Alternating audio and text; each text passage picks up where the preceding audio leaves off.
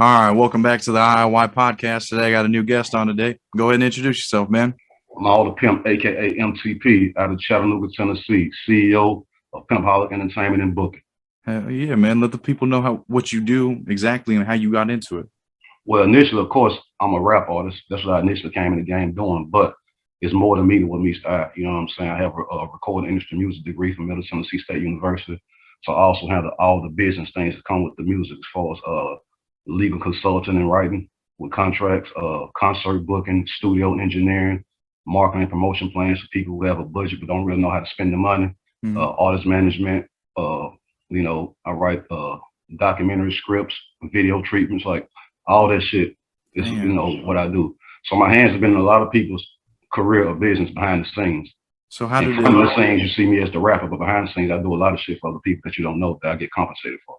Right. Well, I like to hear it all. I guess break it down to like when you first got out of college or like when you first had that, click moment that you wanted to pursue music. Well, the first moment I had to pursue music was before college. Music is what led me to college. Okay. When I was in high school, 12th grade, I was in a talent show. You feel me? I wasn't a rapper at the time. I was still kind of really running the street, but I knew how to rap a little bit. You feel me? So when I got in that talent show, my plan was to win the talent show. I just want to get up there and show people that I know how to rap. You feel me? So I got up there. I think I was like act number 3. You feel me? When I got up there, I took the crowd by storm. Had everybody going crazy. I had a song called Me, Myself, and I. That was the first song I ever wrote. My first solo song as far as like 3 verses, a hook, and all that shit. I got out there, did the song, and I left after that. I didn't stay to the end of the show. I left after that. And I'm in high school at the time. You feel me? Yeah. This talent show was at another high school. It was a citywide talent show to where they let students from each high school enter. So it was at another high school. I did that. I left. The talent show was on Friday. Monday morning, the staff members from the high school that hosted the talent show pop up at my school during lunchtime in the cafeteria, jam-packed. They got a big-ass trophy. You feel what I'm saying?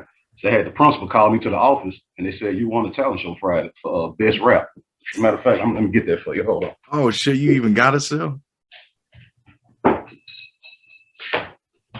Just to show you it's real. So they come up to the school Monday morning with this right here. What the fuck? Saying the talent show that you got in Friday, you won for best. You see, it says best rap. Damn, dude, you should have stuck around. I didn't take it serious. I didn't give a fuck about winning. I was just going to do it and leave. So when they came up there and said that, I was like, oh, okay. And I'm thinking to myself, that wouldn't even half what I can really do. And y'all took a liking to that. I'm like, okay, this might be something I need to try to fuck with right here. So like a few months later, I came out with a cassette. This was cassette tapes popping right then. I came out with a cassette tape a few months later.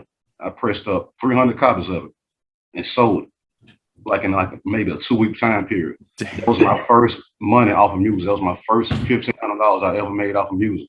How much was you selling them for? $5 a pop. Damn. Paid $600 to press up 300 tapes. Made $1,500. So a $900 profit. And at the time, when I'm thinking business-wise, like, we in high school, so everybody at the time, they're working little fast food jobs and shit like that.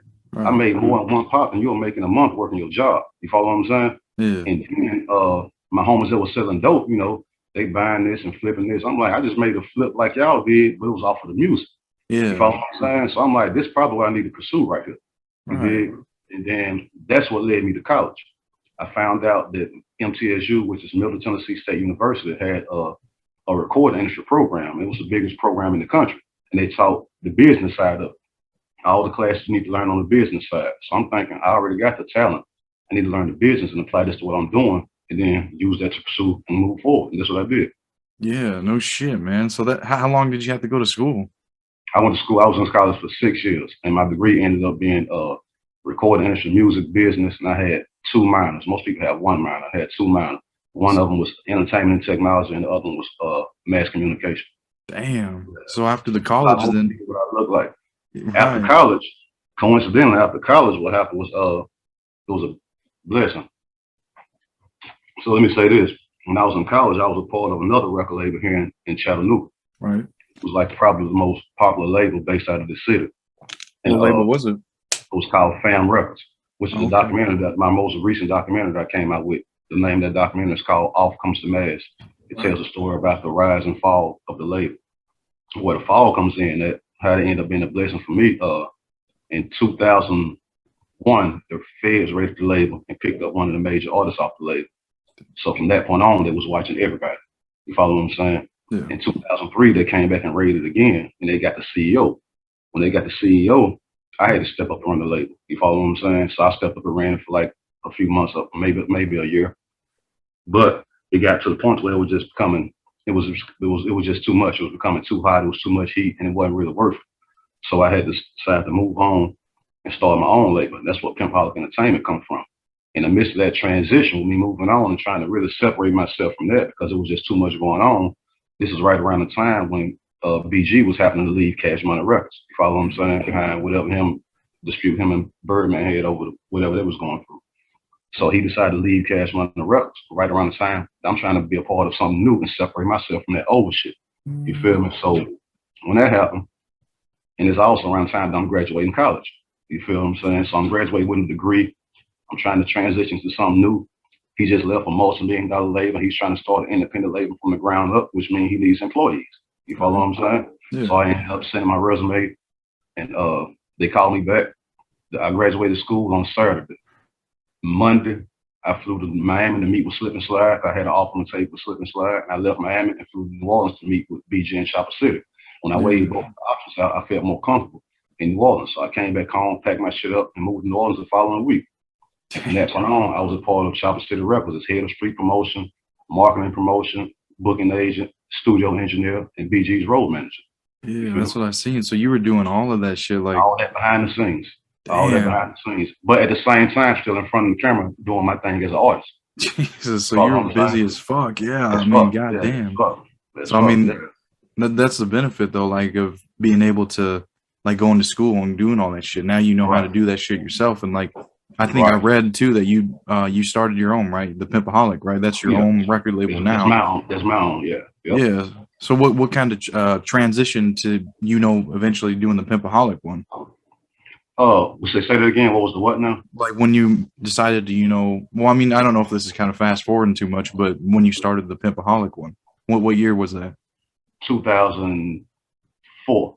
Oh, okay. So that was it's been a while then, right? Yeah, early 2004 is when I started that. Yeah. Right. Do you have any artists on it? I had the artist I had. He's no longer part of my label anymore. So now I'm looking up. I'm actually opening a new artist now.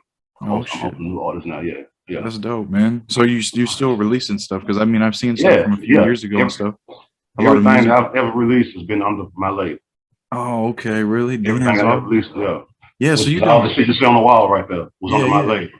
Before that, know about that, I had releases under the label I was with, Fam Records. When I moved forward and do my own thing, everything you see on the wall was released under my label. So I released multiple documentaries, multiple albums, multiple mixtapes. You follow what I'm saying? All this is under Pimpaholic Entertainment. The checks come to that bank account. You follow me? Yeah. So the documentaries, what do they do? Like you do that after the album comes out, and you kind of explain how it came out, or the documentaries I've done a few. One of the documentaries I did was called 32, which is a real big thing for me. I like that song. 32. You saw the video? Hell yeah, man. I was just listening before you came on. Right. So that was about, they did back in 2014, I think. They did a big 32-man federal roundup here in the city. You follow what I'm saying? And they got all black men, and they called them the worst, and had them plastered on the news like that. And a lot of people from the community, including me, didn't really agree with that. The fact it was racial profiling, defamation of character, things like that. And one of the guys they got was actually my road manager. Shout out my dude, Gerald Tony. He's home now. He was my road manager at the time they picked him up. You feel what I'm saying? So I felt like it was my duty with me having a voice to speak, to get out there and expose the corruption that was going on. And I got relationships with people who worked at the news station. So I had them send me all the clips they aired on the news. I went and did my own research and then put a documentary together and expose the truth. And the fact that it was a real big situation that made all the different news stations, everybody was familiar with it. So when this documentary comes out, it's giving you the real deal and not what you saw on the news. You follow what I'm saying? That's an edited version on the news. This is what they want you to know. Here's what really happened right here. So when I came out with that took the city by storm because everybody was interested in that topic. You follow what I'm saying? Yeah, absolutely. I was gonna say I really did like that because I mean you said there's a part where you said they want to give all these people all these years that are just selling these little dime bags and shit, but the guy that's at the very top. They want to give him how much they give him a slap on the wrist. Like what was it? Like, all right, the thing that's tipped the investigation off, they asked the Hamilton County Sheriff. Right. Hamilton County Sheriff, a guy named Billy Long. Your job is to protect and serve. You got all the police up under you. You the sheriff. He was bringing in multiple kilograms of cocaine. He got caught like 33 or 34 bricks. Yeah. 20-some pounds. Then had like extortion charges, providing firearms to known felons. He had all this. That should have been a double life sentence right there. Right. 8 years. Jeez. 30. That's like cartel type shit. What he got caught with. Like what's it called? Like El Chapo type shit. You follow what I'm saying? Yeah, and they just gave him a slap on the wrist. With 8 years. When they raided these 32 men, none of these guys didn't get caught with anything in their hand. It was all alleged phone calls, what they may or may have not said on the phone. Really? They all get more time than him. What? They were looking at 10 to life for phone calls. That's it? He got caught with 30-some bricks and got 8 years. And then if you look at the bigger picture, right? They got them on the phone saying they were trying to distribute ounces and shit like that. So if they're just trying to sell ounces over the phone, and he's getting caught with bricks bringing in the city, where do you think they're getting it from? Right. You know what I'm saying? Yeah, so they didn't even have it in their possession, and they got that many fucking years to where this guy was it in his possession? The guy that actually got red-handed, yeah, red-handed, bro. Dude, they got him on camera and all kind of shit. So what did they ever come to conclusion with the whole case? I mean, some of the guys are still in jail now. A few of them are out, but some of them are still in jail to this day. This is 2014. And so is he about to get out then? He been out. He's been out. Oh, so he didn't even serve 8. Nah. What the fuck, dude? That's right around 8. He been out. His case was 2008 or 9 or something like that. Yeah. He might have been right around 8, but still, that's a blessing for what you got caught with. Right. No, that's. Yeah, I would love to take 8 years for 40 bricks. I would love to take 8 years for that. Yeah. That's a blessing. Right. Yeah. I really like that you in a lot of your songs and music videos, you really break stories down, like shit that's fucked up like that. Like you really you get the proof. Here's the facts. Here's the news coverage, all the shit that they wanted to say. This is real shit. This happened. Here's the news footage. And now let me break it down to you as how it really went down from your perspective. You know what I'm saying? And like really putting it out there. Like, what the fuck? Why does this guy get this? And he actually had in his possession, whereas all these guys, they were just on a phone call or whatever the fuck. Like you gotta paint the picture in a vivid way where people can get it. Yeah, that's what we're supposed to do as artists, right? Right, and you made that shit like interesting as fuck. Like I'm just sitting here, no phone, no nothing. I'm just like sitting here watching it like a little movie, like because it's like a little documentary. You know what I'm saying? And it kept me in tune with it. And I was like, damn, this is some. That's just the video you saw. That's just the video. Imagine a full documentary. You saw a 3-minute video. Right. So we had to condense everything down to 3 verses, but the full documentary is like an hour and 3 minutes long or something like that, and it goes from beginning to end. Yeah. Phone calls with people from jail who got picked up discussing their case. Like it's serious, man. It's serious. Yeah. Serious. How did we get on that topic? Oh, we were talking about the documentaries though. Like, so you were saying you did music, mixtapes, documentaries, and well, basically that since you've been on your own with your own record label, right? So how did you, I guess make all these connections with other people in the the industry, the music industry? Networking, man. That's the key. That's the key. Man. Listen, I'm glad you asked that. I tell a lot of younger artists this shit in my city. And some of them listen, some of them don't because they're too arrogant. But man, listen, you have to we have to get out and meet people and network, man. Yeah. Networking, and that's my same advice to you with this podcast you're doing, bro. Man, networking will take you further than any dollar amount will, bro. You can't pay for a real relationship. You follow what I'm saying? Yeah. Network, build relationships, and never burn bridges with people. You follow what I'm saying? That shit will open doors for you down the line. Yeah. You did. So fortunately for me, I was blessed enough to move around in the industry at a young age. You feel what I'm saying? I was always out meeting people and doing this and that. Then when I became a part of BG's record label, Chopper City, I pretty much handled all the business for the label. So everybody had to deal with me. I had to deal with the club promoters. I had to deal with the club owners, booking agents, DJs, radio stations, record label execs, dudes in the street. You follow what I'm saying? I had to deal with everybody on every level. Other rappers, producers, you follow what I'm saying? So I met a lot of people. And then I'm a real dude. I'm a man of my word. I do good business. You feel me? So I'm dealing with people now who I met back in 2004. We're going on 15 to 16 years of knowing each other, but it started with a relationship. That's how I can get in all these concerts and be backstage. That's how come I can be in people's videos or show up on the set where other people are not allowed at, because I got relationships with people. You follow what I'm saying? So yeah, that shit goes along with it. It's pretty much I can call somebody in any city state and get to where I need to be at. Or they rode a red carpet for when I say I'm landing tomorrow at 4 o'clock. We got you, bro.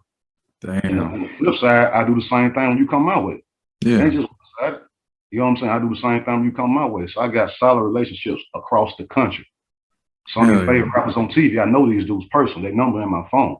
You follow what I'm saying? Yeah. But it started with a relationship. It didn't start with me just walking up trying to hand my demo. It didn't start like that.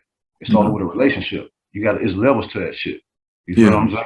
Levels to that shit, yeah. Right. No, that's cool as fuck. Because I mean, I'm like you have proof of it as well. I mean, I seen on YouTube, you know, you have like photos with celebrities and shit. That was probably like 10, 15 years ago you posted that shit, but I thought that shit was cool as fuck. And then like you had on your website too, man, you even have like videos like such as with Snoop Dogg recording his PIMP fucking verse. I was like, dude, I was in there for that. Yeah, I was there for that, bro. I was there for that, man. How the fuck did that happen? That shit's cool as fuck.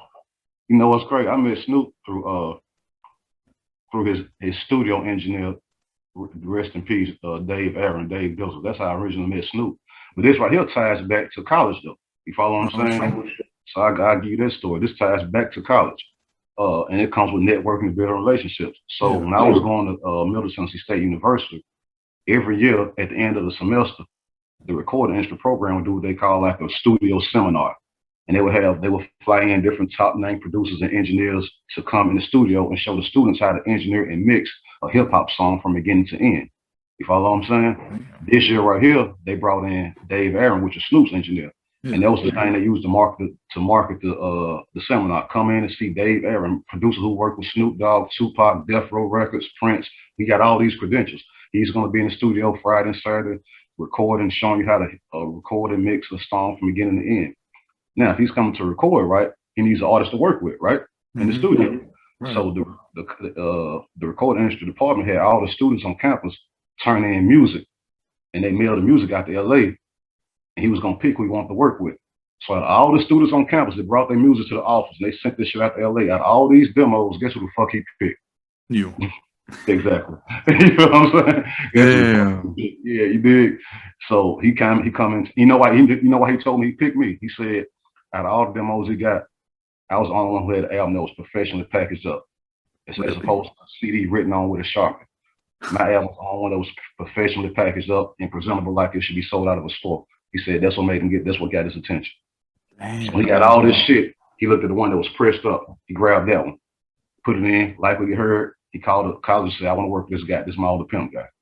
So I'm getting all this to get up to the Snoop Dogg situation. Right. So he come in town Friday and Saturday, we record and mix and all that, and smoke together a whole lot. We just built a real relationship. You feel me? So before he flew out back to LA Sunday, he told me, yeah, man, next time I'm on tour with Snoop and we come down south, I'm gonna call you so you can come meet him.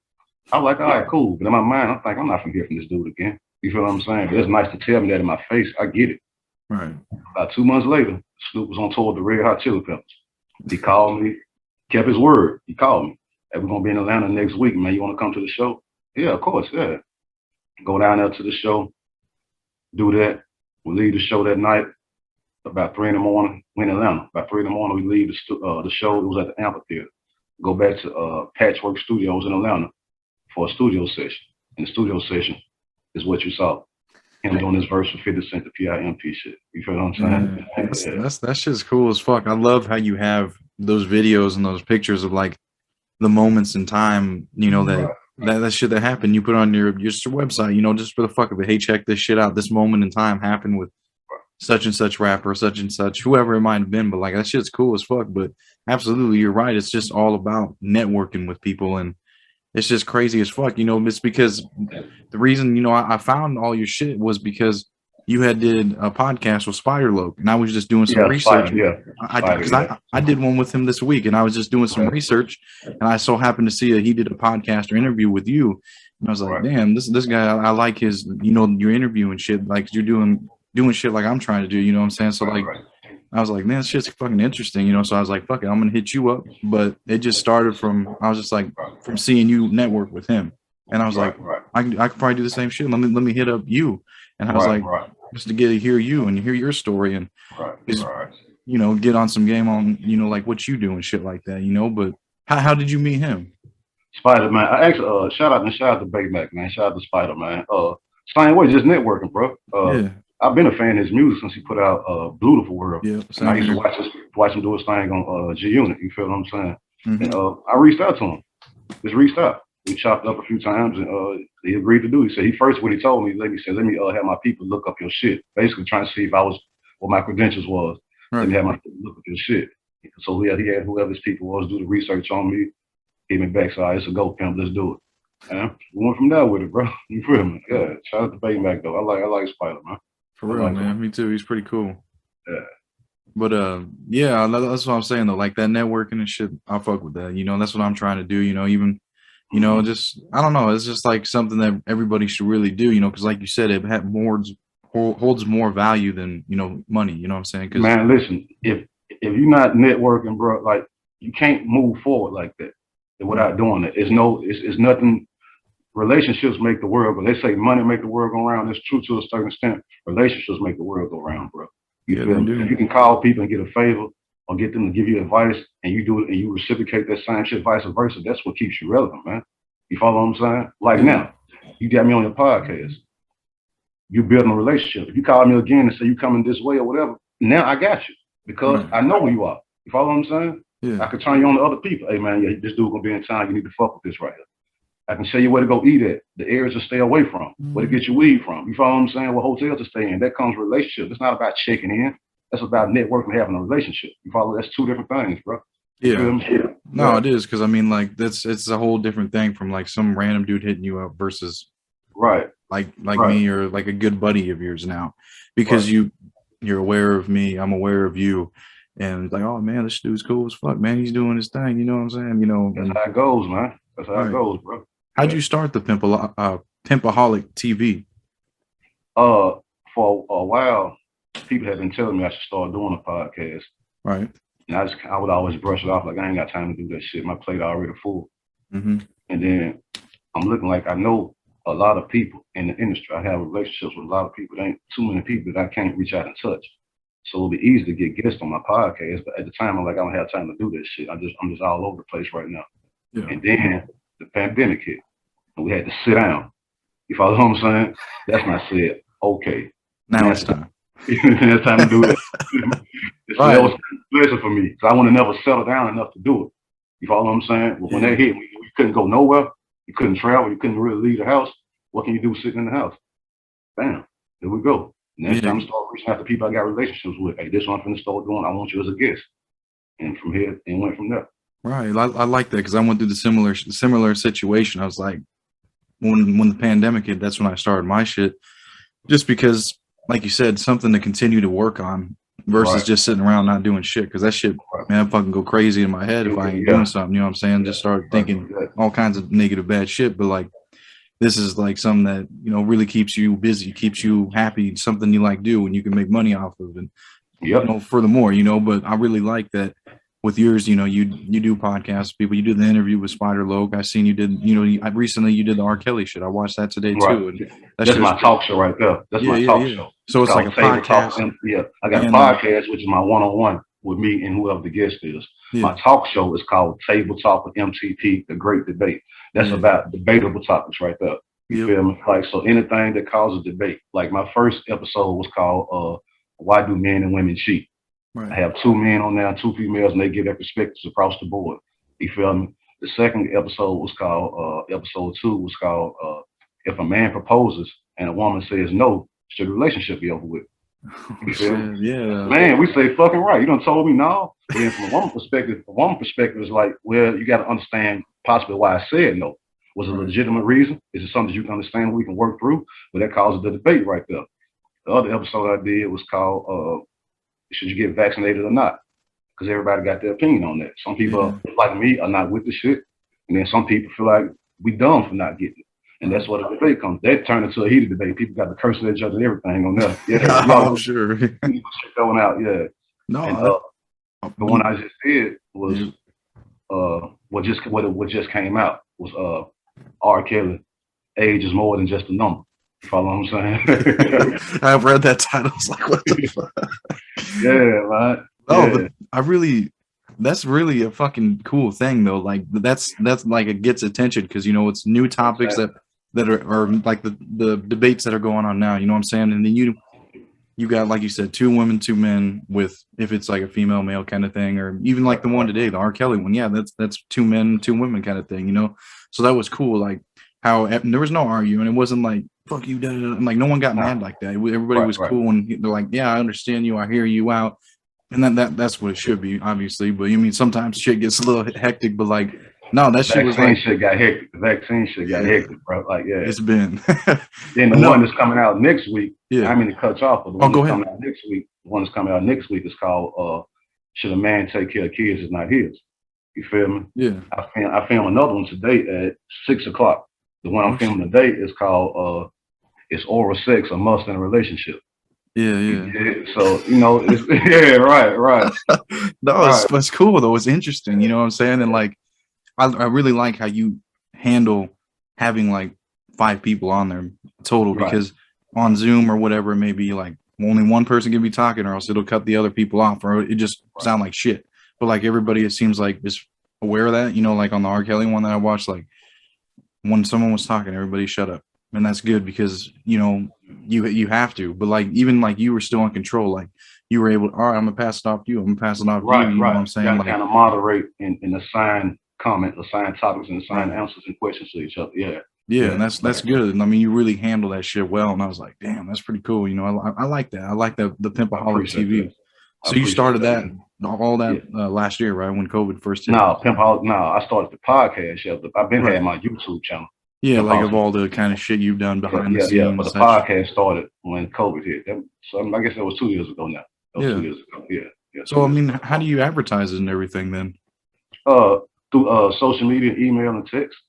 Dang, you do promote it? Like, do you use any ads or anything like that?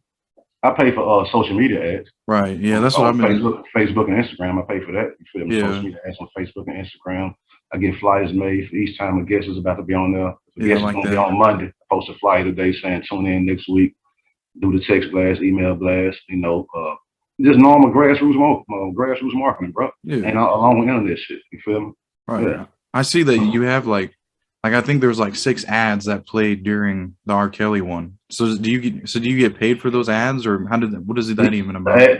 Yes and no. Once you reach a certain amount of followers or subscribers, I guess on YouTube, they start running ads during the shit that you post. They run they run them ads themselves. You get paid on the back end like monthly with monetization. You follow what I'm saying? Based on how you need to start doing that. Right. Once you reach, I think it's 1,000 subscribers and then 4,000 watch hours, what they call watch hours, like the length of time people watch your videos. Then from there, you'll be able to start monetizing your channel, which means after that. So once you get to 1,000 subscribers and I think it's 4,000 or 4,500 watch hours, whichever it is. Once you reach that, anything after that, you start to get paid for. You follow what I'm saying? After the 40,000. 4,000, either 4,500, yeah, whatever it is. After that, you start to get paid for. So it's broken down based on how long people watch your videos.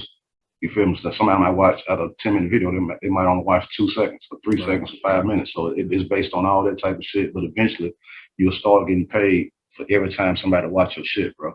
Damn. That's why it's important to keep on uploading content. You might upload a video of me today. Maybe 5 people watch, but then 6 months later, you might see it's up to 400 or 500 people go back and watch shit. Yeah, just because you don't get the views you're looking for in the first day or two, you don't, keep promoting it, keep sending the links out, keep doing that, just keep putting shit in people's face. You follow what I'm saying? Eventually, it'll catch. Yeah, might not catch when you want it, but eventually it'll catch. You follow what I'm saying? Yeah, that's true about like podcasts and shit. Like you have to wait, like you post one a day, or say like versus music, like so you post a podcast, people are. Okay, I got time, I'll watch it later. But music, it's only 3 minutes. Now it's like average. So everybody click on that. Oh, I got time for 3 minutes. So they did watch that shit. So that's why music, really grows up big. Because, grows up, the views grow a lot faster. People have more time for that, obviously. But the interviews and podcasts, all right, I'll watch it when I have time. You know what I mean? So that's why And then, you know, obviously the promoting and everything, but like, I think that's why it don't get as many views at first, you know, like people. But there's so many podcasts out here. Right.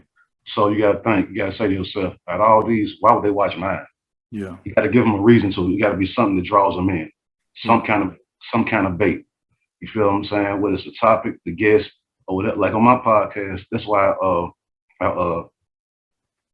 I interview normal people. Like mine, even though I'm a rapper, this is not a rap podcast. Yeah. I interview famous rappers.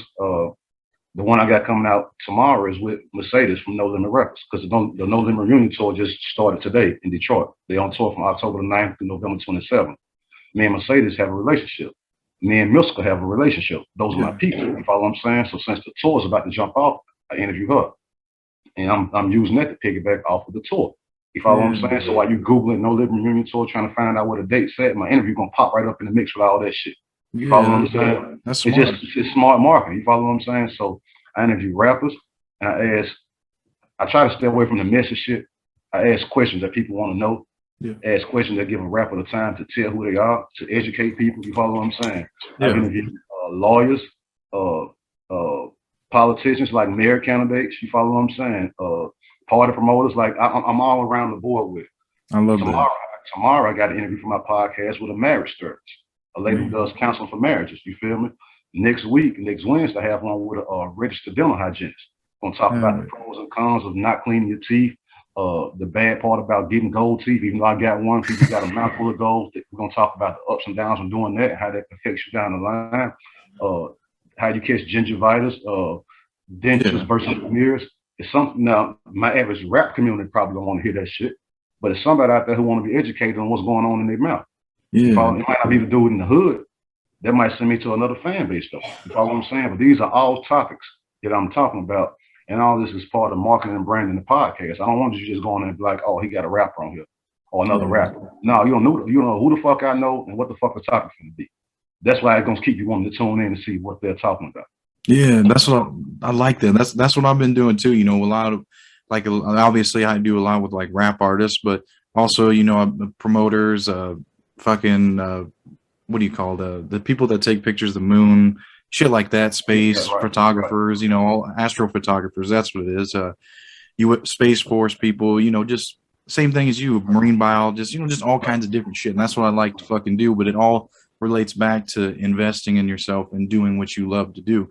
And so that's my fucking thing, that I differentiate myself with. Like I have the clothing brand, like I rep my shirts and wear them hoodies and all that shit. That's how it started. It started as a clothing brand, invest in yourself. And then I was like, obviously I can do the podcast and give the brand a voice and hear people's definitions on how they invest in themselves, such as you told me all the shit that you've done and what you do and what you love to do. That's what it's all tied to, and that's what I kind of found that works for me. That's what I like to do and tie it to, You know what you all should do, man? While you're trying to cross promote your podcast and your clothing, bro, you need to be a link on the bottom of the screen saying what your website is for the clothing, to give them an option to click on that and buy something after your podcast go off. So like you can do that, like for the interview, obviously, like I don't know if you can put a hyperlink in the video itself. If you can't do that, the website need to be right there. You follow what I'm saying? Have the website on the bottom of the screen. I was gonna tell you, dude, after I watched your shit, you had the Pimpaholics on the thing on top. I was like, holy fuck, I need to do that. So I did that shit with Spiderload right after that. This week I started doing that. His ads, my ads, You have to do all that, bro. Yeah, and I was like, I know. I was like, what the fuck? Why have I now not thought of that shit? But like, I saw yours and I was just like, yeah, what the fuck? What am I waiting for? So I did that. Now moving forward, that's what I'm putting in. You know what I'm saying? Yeah. But like, you just watch and learn and figure shit out. That's what I'm saying. That's all you do. You watch and learn it, and you add to it, bro. Take a bit from here, a bit from here, a bit from there, and just add to it, man. Just make one pile of gumbo, bro. Right. What is a lesson that you've learned from business that you may have got fucked over that you can prevent someone to go through? Like some advice. I ain't never got fucked over, but what I've learned, look, I can say I never got fucked over because I know how to read contracts and I know how to peep shit. Right. You have education. So I try to keep other people getting fucked over. Yeah. But the one lesson I learned was this, and this goes back to the label I was with, Found Records. I was with that label from 97 to 2003. 6 years, you feel what I'm saying? And I was loyal to that situation. I didn't go into it with a plan B, like, okay, if this don't work, I'm gonna try this. I put all my eggs in that basket and I depended on that to work. I gave it my all. And then the feds came and shut it down. You follow what I'm saying? Yeah. So I had to start back over from scratch. So Pimpaholic was me starting back over from scratch. I had to really put in that work to get where I was at, or to get back to where I was. You follow what I'm saying? Yeah. And so what I learned from that was that, man, you can never mix streets and business. That's what I learned. We was totally legit when it came to music, because we was businessmen making thousands of dollars off of our music, but it was still street shit going on around the label. We was still affiliated with homeboys in the street. If you got street business around you, there's gonna be still street activities going on in your daily life. You follow what I'm saying? So even though we was going hard with the music, we had record deals on the table and all this shit, we was able to walk away from it because we was making the money that they was offering. You follow what I'm saying? Yeah. So, but with all that being said, it was still street shit going on. So what I've learned is to never mix your streets and your business. It's gonna be one. And people say this all the time, but it's true. I've lived it. I've seen it. It's gonna be one or the other. If you're gonna be a street dude, go ahead and do that. That's cool. But once you're trying to transition to this right here, you gotta let it go. You can't be like, I'm gonna transition, then I'm gonna give it up in a few months. Now you gotta let it go right then, bro. Right then. You follow what I'm saying? You can't be an active gang member and doing music. It's just not gonna work. You can't be in the streets still selling dope and doing music and then be dumb enough to talk about it in the music. You follow what I'm saying? You can't do that. In the street activities I mentioned in my music, I did that years ago. I'm not in the streets currently. I'm affiliated with the streets, but I'm not in the streets currently. I don't do shit illegal, but smoke some weed. You follow what I'm saying? That's illegal now. Yeah. I'm not in the street doing shit because I'm a businessman. I know I learned from years ago, mixing streets and business will cost you what you're trying to work for. You follow what I'm saying? So I've never been fucked over. That's a lesson I learned in this game. Don't mix streets and business. And once you go totally legit, you have to watch who you keep around you. You can love them from a distance, brother. Certain places you can't bring certain people. And certain places you shouldn't be going no more. Yeah. Yeah, man, that's a good piece of advice, man. A lot of people fucking need to hear that shit, you know, because a lot of people go through that, you know what I'm saying? But I look at a lot of nationwide rappers right now on TV with money, and they doing the same shit that we did years ago that cost us. I'm thinking, you rich? I ain't rich. You rich, bro. The fuck you showing the pistol on camera for? Yeah. You follow what I'm saying? The fuck you still got certain people around you, fuck, y'all are living the lifestyle that everybody's trying to get to. The point is to get to that lifestyle and leave this alone. Right, and stay there. It's not to get that lifestyle and bring that shit with you. That's how you're going to end up back up there. Right. You follow what I'm saying? So I look at a lot of these rappers on TV, bro, like, I respect the hustle, but I know you young-minded. You feel me? You still trying to be something that you don't have to be. I done that. You feel me? Absolutely. That. Yeah, that makes sense. No, I like that. That's a good piece of advice. What is go ahead. I didn't mean to cut you off. I was gonna say it don't make sense to become successful and still act like that, bro. Oh, hell no. It don't. You feel me? What are some struggles you went through? When I had to start over from scratch after the feds hit. Right. When I had to start over from scratch, I couldn't get nobody to support me. At the time, when we was up and running as a label, we had like 200 entourage of maybe 200 people. You feel what I'm saying? When the feds hit and I had to start from scratch, I couldn't get nobody to come around and be part of the entourage. You feel what I'm saying? It was like, okay, as far as us feeling like you about to blow up, we felt like that already and the feds hit. So we're not finna ride this out with you again. You feel what I'm saying? So the 2 or 3 people that did ride it out, that's who got my loyalty to this day. That once I got the call to come to New Orleans to start working with BG in Chopper City, the rumor in Chattanooga was Maal just signed with him. He just left Cash Money and signed Maal The Pimp. That was the rumor here in the city. I never once said he signed me. I just never told you that he didn't. You follow what I'm saying? Yeah. So yeah. You know, So if you're thinking that, and then you seeing me on the videos on TV with him, you're seeing me on tour. I'm an artist, so you're seeing us doing music together. You follow what I'm saying? That rumor looks believable, and I let y'all believe that. Then my phone started blowing up again. You feel me? Now everybody want to come back around. You dig? So I'm like, okay, you dig? That was the struggle I went through. But then once they saw shit started coming back up, and everybody wants to be a part of the team again. And I was able to sit back and pick and choose. Like, nah, you around for the ride. You on bandwagon, dude. Okay, you loyal. You can fuck with me. But you, if I go through another situation, I lose it all, you're going to walk off again. So stay where you at and still be homeboys. Before as you being a part of my immediate circle, no.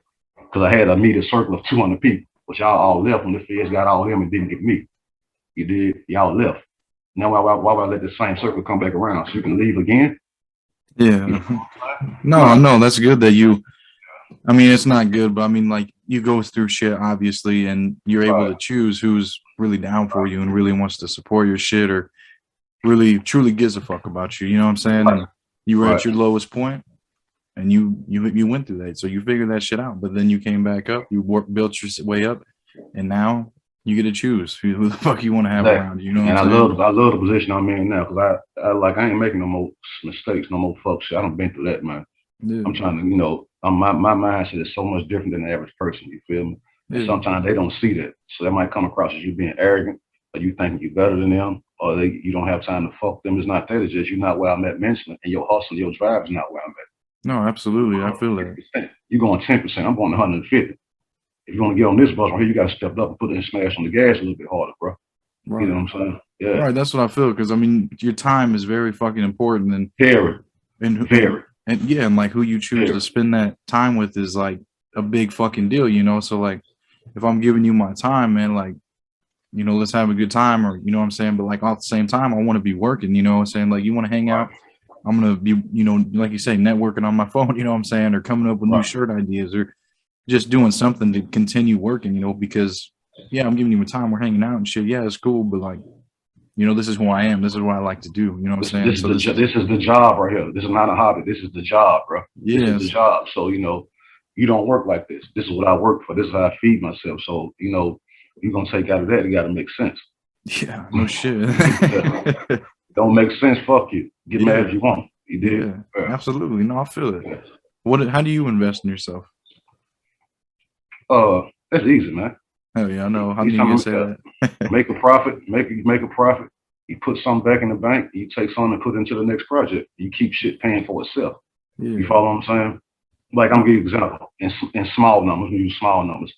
If I make $100, right? We just use a small number. We're talking more than this, just to make it simple. If I make $100, I take 50 and I put that back. So now I act like I only have $50 to my name. I don't spend this 50. I put that back. Now this 50 that I got left, I might take 20 of that and put it into the next project. Another 15 to pay for marketing on projects that's already out. You follow what I'm saying? That way they can still keep selling and bring money a few weeks or a few months down the line.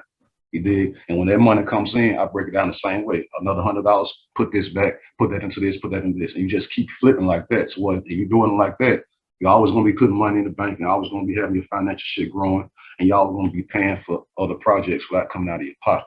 Right. Sometimes it's coming out of your pocket because the money hadn't cleared, or the checks hadn't cleared, or you hadn't got paid in the amount of time you thought you was going to get paid.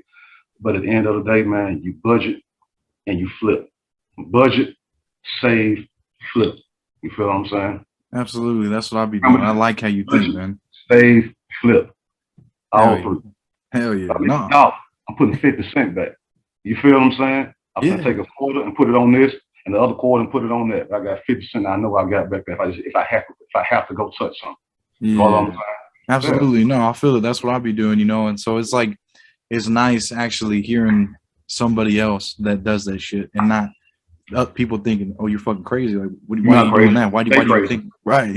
You know what I'm saying? Like, you're not crazy. Yeah, no, I know, man. That's what That's why I try to tell. That's why I tell myself, you know, because I know that this is how I fucking think. Like, that goes to the, like you said, you at 10%. I'm at 150% right now, trying to think and do this shit, you know. But I'll be doing the same thing. I got all the, you know, bank accounts separate for, you know, the clothing, the interviews. I mean, just everything that I have it for. Obviously, daily living, all that kind of bullshit. But like, the advertising and everything, I got to work on a little bit more, but you know, it's just trying to figure it out. But no, that's what I'd be doing too, man. I really like that. You know, that's a good answer right there.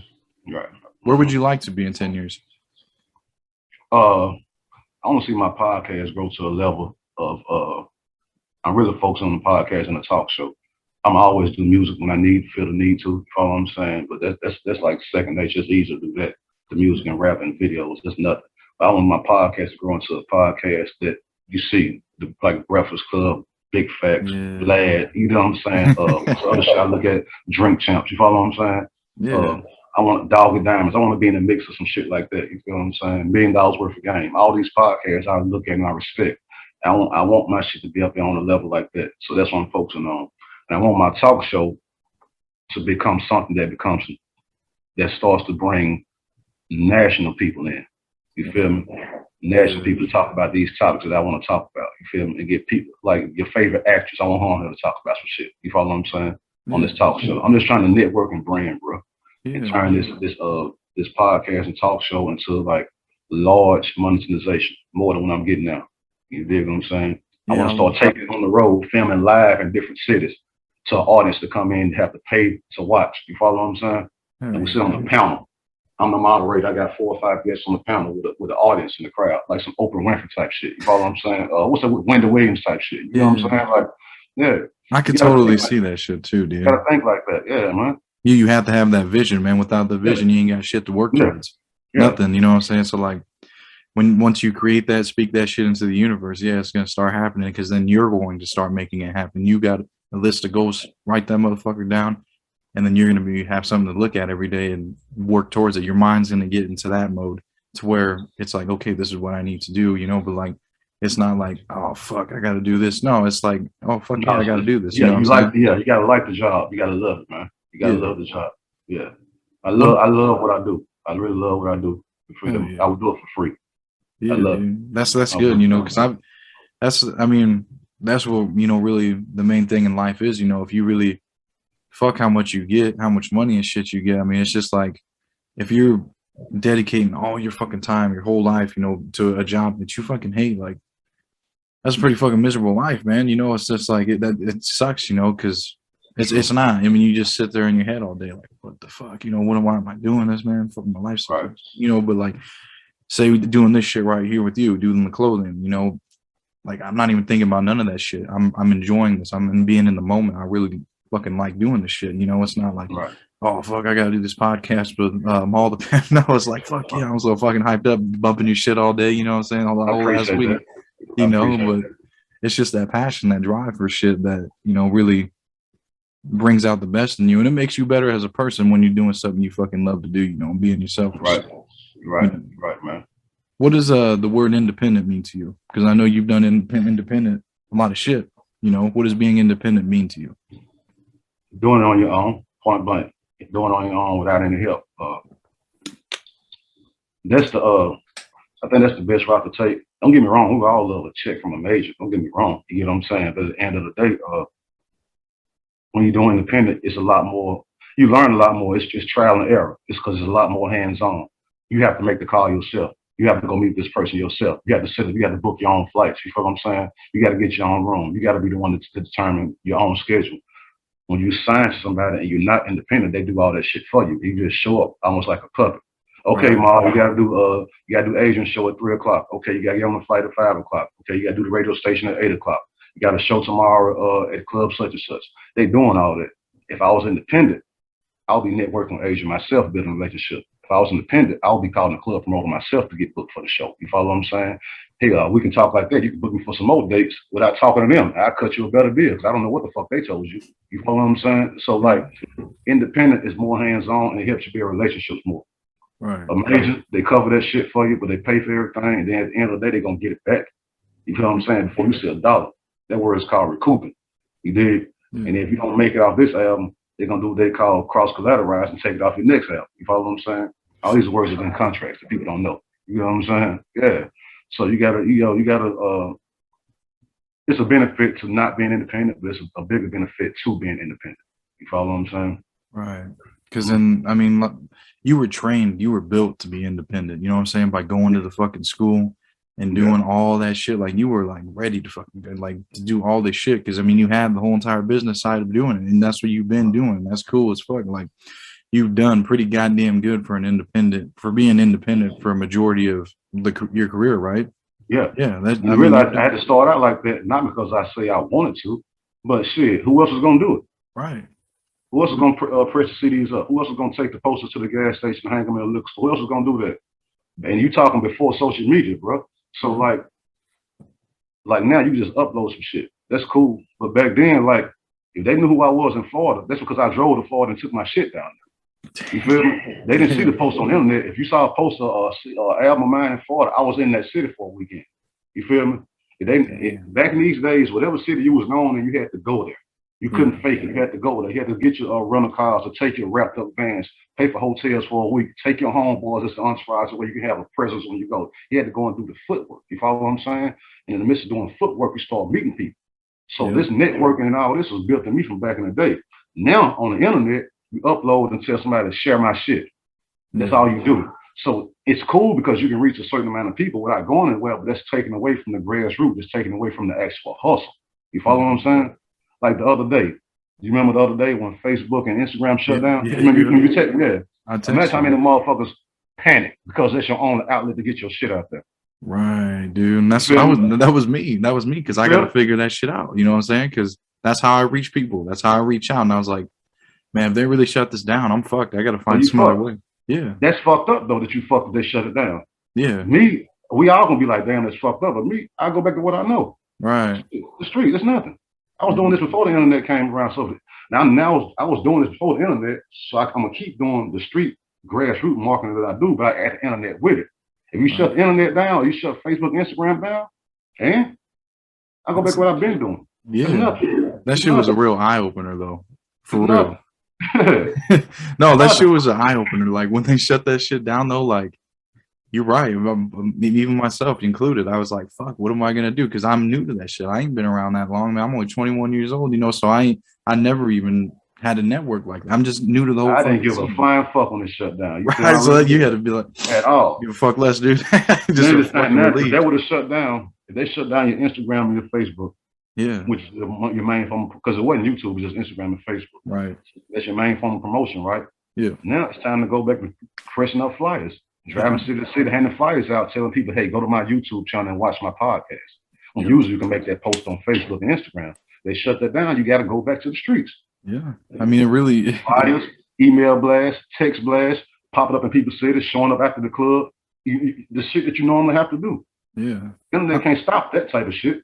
Yeah, I mean that's what I probably would have ended up having to do, you know. But like I'm grateful, you know, for the Instagram and Facebook and all that shit. But you got to have something so you don't have to rely on that shit at the same time because, like you said, you're fucked with that. Like me, I'm fucked with that. You know what I'm saying? A lot of people fuck without it. You know what I'm saying? So it's just like it's an eye opener for me. It was an eye opener. I was like, thank fuck it came back. But I got your email and I was like, all right, cool. We'll be all right. You know, at least I still get to do this interview with him before I have to go and figure out all this shit, you know, but thank fuck. Right. I was gonna like bring up a few of you know, your songs and music videos that I really liked. I don't know if it was a documentary or not, but I know it was a true story. You know, it was Crying Out Tears. That was one of my favorite songs that you made. I really like that one. You can feel my homeboy. Rest in peace, Lil Kenneth Clemens.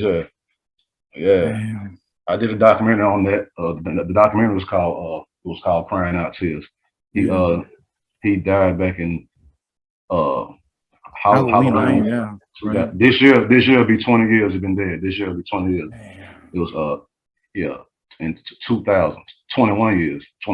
It was in Halloween night in 2000. He died in the incident that was happening in the street or whatever. So that was a close friend of mine, a real close friend of mine. So when I did the video for that, Channel 3 News got wind of that and they came out to cover the video shoot. And we filmed the whole video shoot, the interview with the news. I just turned it into a full documentary. You feel me? So that was one of the I think that was the third documentary I had released right there. Which, you know, that was something I wanted to really do that wasn't really about the money. That was something I wanted to do from the heart. And then that way I can have a DVD to give his family members and all that so they can have something to remember him by, a video, a photo gallery and all that shit. That's something I really did just to give his brother and sister and his family just so they can have. It wasn't really about really making no money. But it's a documentary that's under my resume though.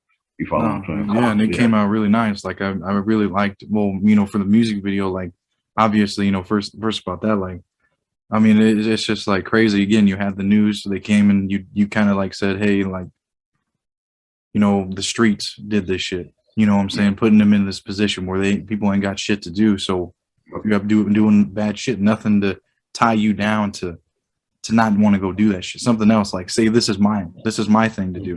And then say like rapping, and that can be someone else's, comedy, you know, anything. But like you know, if there's nothing there, and especially given the environment, it's harder to fucking find something to be attached to. Well, it's free time on your hand, man. You're gonna always turn to street shit. You did. And that goes back to what I was saying earlier when I see a lot of the rappers doing things that's not smart.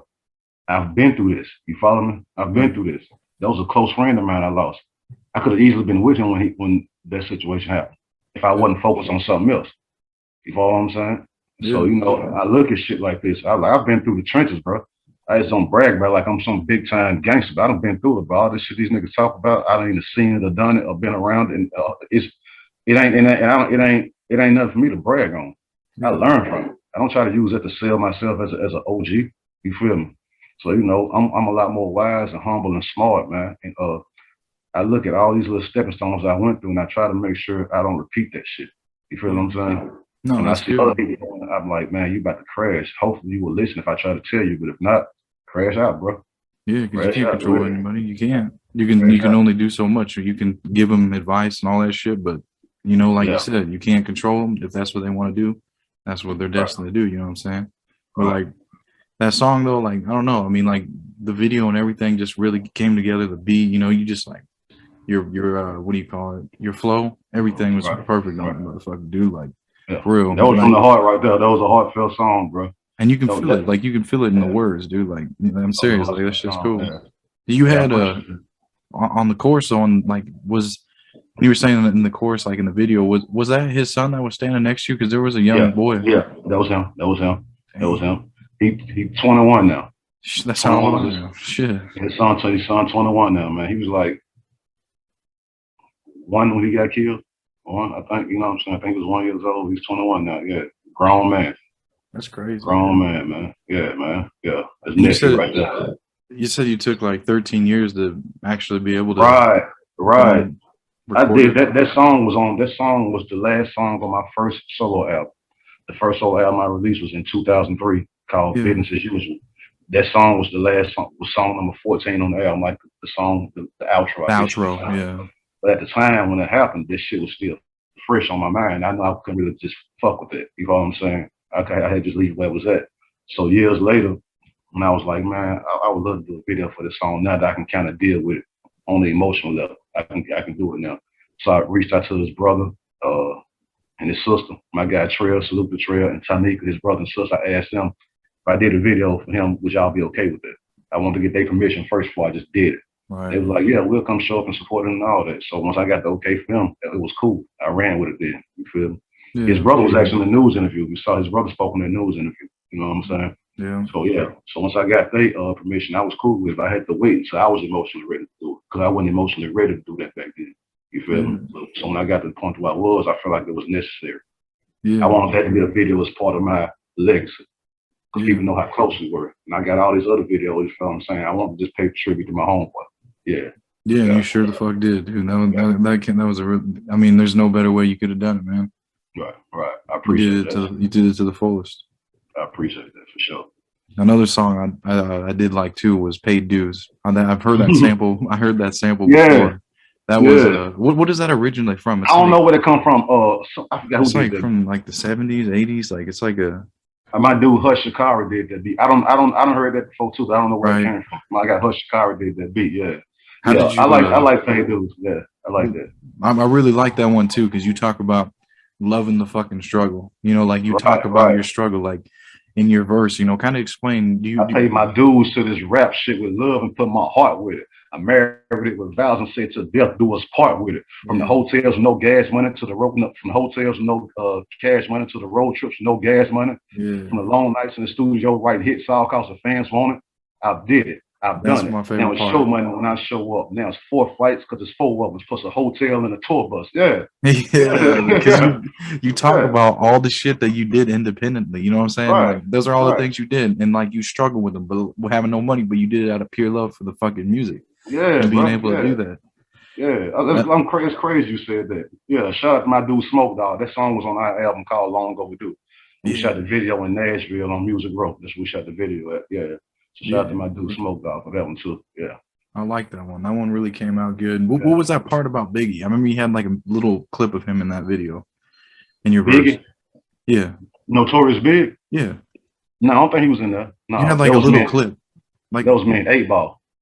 Oh, was it? Oh shit! On stage, holding the microphone. Yeah. Oh my bad. That was me and 8 Ball. Oh, okay. I thought because it's kind of hard to hear. Like I probably wouldn't fully listen to it. Like I thought I heard Biggie, and I was like, oh shit, you were on stage with him too. I was a clip of me and 8 Ball together on stage doing a show here in Chattanooga. There's another clip of me with Snoop Dogg when he was filming Black Girls Gone Wild, which it was released as a DVD called The Buck Wild Bus Tour, which I have a cameo on that DVD. There was another clip in the studio in Atlanta with myself, BG, and T.I. in the studio. Yeah, so I just pulled different clips and different things I've been a part of to kind of compile to let you know that, motherfucker, I've been around. You know what I'm saying? I've been around. Yeah. Yeah. What does paying your dues mean to you? Just that, when you listen, paying dues, man, is putting in the work and putting in the grind for what you're trying to do.